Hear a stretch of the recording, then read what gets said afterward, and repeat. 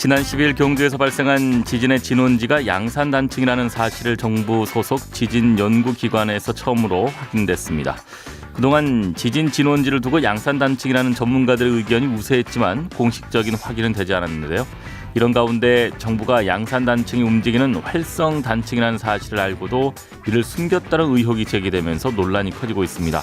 환경단체와 일부 정치권에서는 이 원전 가동을 중단해야 된다는 주장까지 나오고 있습니다. 더불어민주당 최명길 의원 연결해 보겠습니다. 안녕하십니까? 안녕하세요. 예, 반갑습니다. 민주당 최명길입니다. 예. 네, 제가 참 지진 때문에 많이 불안해하고 계실 국민 여러분, 특히 경주, 울산, 부산 지역 주민들에게 어떤 위로의 말씀을 드려야 될지 모르겠습니다. 힘내십시오. 예, 알겠습니다. 최근 한국지질자원연구원이 내놓은 경주 지진 여진 분포도 자료를 최근 입수한 결과 이번 지진 양산단층에 발생한 것이다 이렇게 확인됐다고 나와 있는데요. 우선 네네. 이 조사를 한 한국지질자원연구원이 어떤 기관인가요? 네, 우리나라에서 지진에 관해서는 가장 전문적인 연구를 맡아 하는 정부 출연 연구기관인데요. 그 안에 지질연구센터가 있고요. 거기서 이번에 발생한 400회 넘는 여러 지진의 진앙들을 관측한 자료를 만들어낸 겁니다. 예. 그렇다면 이번 나온 이 자료에 대해서 좀 더 자세히 좀 설명 좀 해주시죠. 예, 이 자료는 이제 9월 12일 첫 지진부터요. 9월 19일까지 지진 조기 경보 시스템이 분석한 332개 그 여진의 발생 위치가 표시가 되어 있습니다. 예. 지진이 발생한 진앙의 GPS 수치를 공개를 하지 않고 있었는데 정부기관이 저희 의원실용으로 자료를 제출한 거고요. 예. 그 위치도를 보면은 뚜렷하게 양산단층을 따라서 지진이 계속되고 있다는 그런 사실이 드러난 겁니다. 예. 이 양산단층이라는 건요. 예. 경상북도 영덕에서부터 부산 낙동강 하구로 이어지는 길이 약 170km의 긴 단층대인데요. 그 지진이 난 경주는 그 단층대 중간쯤에 있습니다. 예, 일부 전문가들이 경주 지진의 진원을 양산단층으로 보는 견해를 내놓기도 했는데 정부 출연 기관이 이를 확인한 것은 처음이라고 들었는데 어떤 네네. 의미를 가질 수 있을까요? 확인했다기보다는 사실상 확인이 된 거죠. 예. 그런데도 정부는 아직도 이번 지진이 그 양산단층에서 일어났다는 사실을 명확하게 인정을 안 하고 있고요. 특히 양산단층이 활동성이 있는지를 얼버무리고 있습니다. 예. 그걸 인정하는 게 가져올 파문을 걱정하는 걸 텐데 바로 이 양산단층을 활성단층이다 이렇게 인정을 하게 되면은 그간의 원자력 안전에 대한 모든 전제들이 무너진다 이렇게 생각하는 것 때문일 겁니다. 하지만 이미 자료는 공개됐고요. 네. 정부가 얼버무리는 사이에 국민 대다수는 활동하는 단층 주변에다가 원자료를 지어왔고 또 계속 짓고 있다 이렇게 믿고 있다는 사실입니다. 예.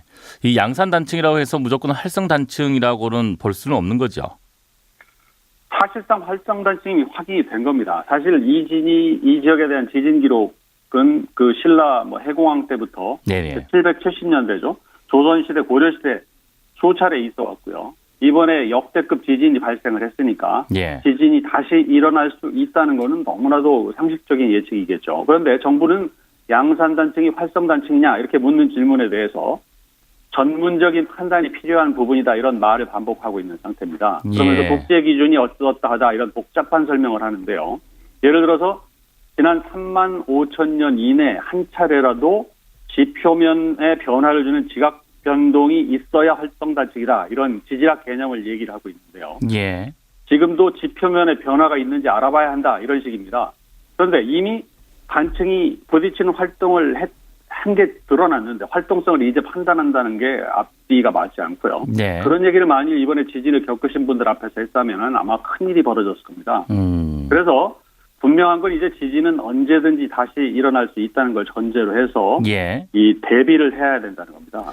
그래서 이제 국민 여기서 제가 한 가지 덧붙이면 규제기관인 원자력안전위원회의 태도를 문제 삼지 않을 수가 없습니다. 우선 현실에서 멀리 떨어져 있어서 체감을 좀 못하는 것 같은데요. 우선 서울 광화문대로에 있는 그 원자력안전위원회가 서울에 머물러 있어서는 안 된다고 봅니다. 제가 지난주 원자력안전위원회 업무보고에서 지적을 했는데요.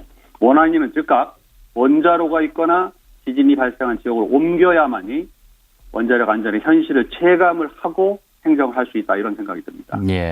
일단 활성단층 또다시 일어날 수 있는 그런 불안감들이 도민이라든지 국민 전체에 퍼져 있고 또 하나가 바로 그 지진 발생 단층 근처 핵발전소가 많이 모여 있기 때문에 거기다 우려가 굉장히 크거든요. 사실 집중적으로 지진 이번에 나온 단층지대로부터 월성 원자력 발전소까지 거리는 27km입니다. 김해공항에서 해운대 정도 거리인데요. 가깝네요. 네. 네. 고리 원자력 발전소까지는 그거보다 조금 먼 50km 정도인데 지진이라는 게 위력을 계산해 보면 이건 아주 지척에 있는 겁니다. 네. 가슴 떨리는 얘기입니다. 굉장히 이제 도민들 특히나 국민들은 이 발전소에서의 큰 문제가 발생하면 후쿠시마를 봤기 때문에 더더욱 큰 걱정을 하고 있잖아요. 그런데 여기다가 정부가 이제 원전 추가 건설을 계속 발표한 상황이고 이 원전의 안전성에 대한 문제 제기가 끊임없이 제기될 수밖에 없을 것 같습니다. 어떻습니까? 어떻게 진행이 될 것 같습니까? 이미 고리에 5, 6호기 신규 건설을 발표를 했잖아요. 예. 그런데 지금까지 태도를 보면은 원전을 지을 때든지 아니면 중간중간 안전성을 평가를 할 때 정부는 간증이 있을 수 있지만 항상 별게 아니다 이렇게 말을 해왔어요. 예. 그리고 후쿠시마 원전 사고를 보고도 지진 발생 가능성은 극히 희박하다. 정밀조사 같은 건 아직 안 했습니다. 그러면서 원전 지역에서 지진하면 어떡하냐 이렇게 얘기를 하는 국민들에 대해서 아주 비현실적인 사람들이 이런 태도를 보여왔습니다. 그런데 이제라도 태도를 정부가 바꾸지 않으면 이제 국민들이 정부를 아주 비현실적인 정부다 이렇게 취급할 것 같습니다. 그리고 특히 원자력 업계라는 게 특정 대학 특정 학과 출신들이 동창회하듯이 모여서요.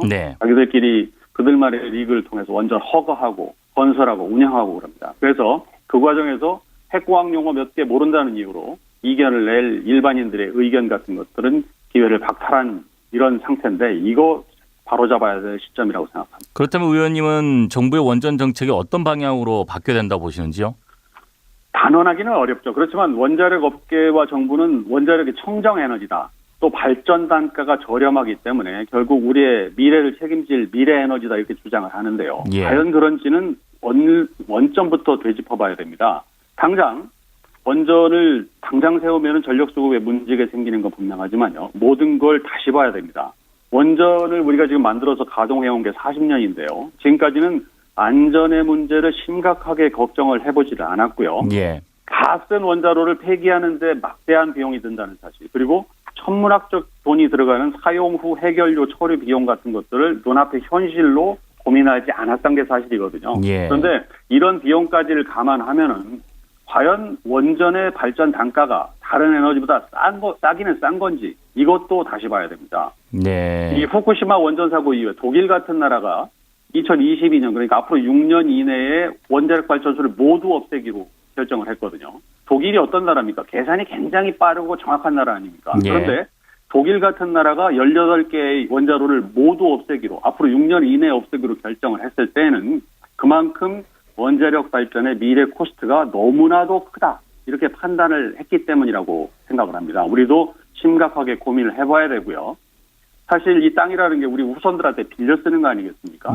그런데 핵 폐기물을 잔뜩 남겨줄 수 없지 않겠습니까? 가뜩이나 후손들한테 남겨줄 게 모두 고갈되고 있는 현실 속에서 정말 근본적인 질문을 다시 던져야 될 때가 아닌가 이렇게 생각을 합니다. 알겠습니다. 여기까지 말씀 듣겠습니다. 오늘 말씀 고맙습니다. 네, 감사합니다. 지금까지 더불어민주당 최명길 의원이었습니다.